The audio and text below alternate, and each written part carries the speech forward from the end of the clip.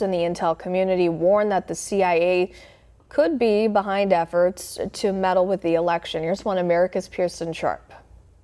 Members of America's intelligence community are raising red flags that the 2020 election is being outright stolen from the American people. Retired Lieutenant General Thomas McInerney, who was formerly the Assistant Vice Chief of Staff of the U.S. Air Force, says two pieces of software called Hammer and Scorecard are being used by Democrats as a superweapon for voter fraud. People must understand that this software was used to overturn the 2020 election. The first time in the United States' history that massive amounts of cyber warfare have been used in our voting system. McInerney says the software was designed all the way back during President George W. Bush's first term in office. Hammer is a surveillance software developed by the CIA. The programmer was Dennis Montgomery. He developed this in 2003 to go after radical Islamists.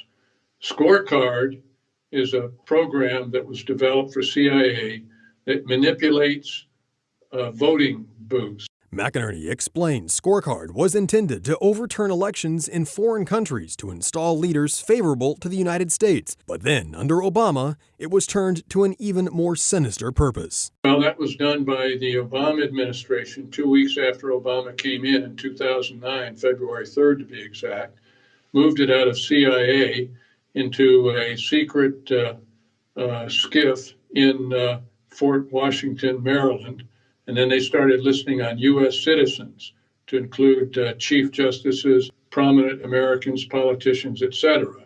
When that happened, Dennis Montgomery, who invented the programs, became a whistleblower. Under former FBI Director James Comey and former CIA Director John Brennan, both Hammer and Scorecard were redesigned to target American citizens, specifically the left's political opponents like Donald Trump. This software is highly illegal, but with President Obama's blessing, these deep state operatives went to work on not only discrediting Donald Trump, but on undermining the 2012 and 2016 elections. The programs were countered in 2016, but now in 2020, they were successful and managed to sabotage the election of President Trump by instead reallocating his votes to Joe Biden. McInerney says it was primarily